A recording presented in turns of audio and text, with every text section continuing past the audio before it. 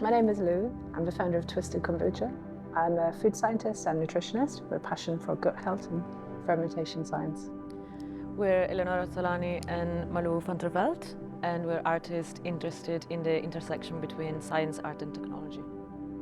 In the first MUSAE residency, we were asked to imagine and explore a future food scenario, and I got interested in the concept of authenticity and how much in the current system it is linked to geographical origin. But in the context we're living now, with climate change, shifting borders, and more food being produced outside the land, what does it mean for food to be authentic when the geographical origin is not fixed? So what is food without its origin?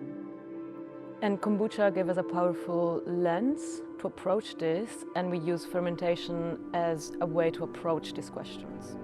Kombucha is a fermented tea, sweetened with sugar, and a SCOBY. A SCOBY is the symbiotic colony of bacteria and yeast. In fact, the SCOBY is the essence of the kombucha. It's the heart of the kombucha. Without SCOBY, kombucha doesn't exist. But there's an important distinction to be made around the commercial kombucha products in the market. So like we just talked about, the artificial sweetened kombuchas, which are damaging people's health.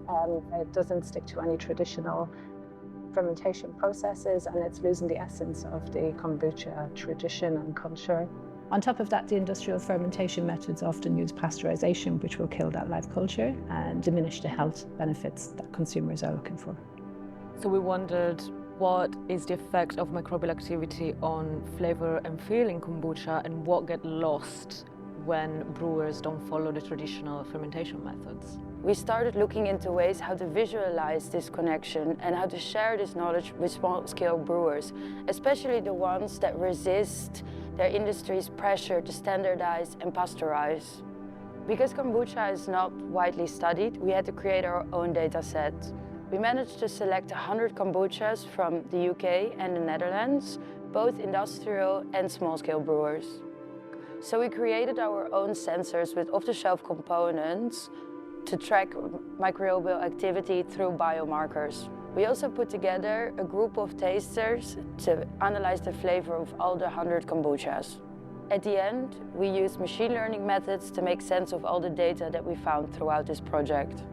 So for brewers to trace their microbial activity and their flavor profile, we created an easy-to-assemble prototype and app that visualizes real-time data and shows the changes in flavor over time.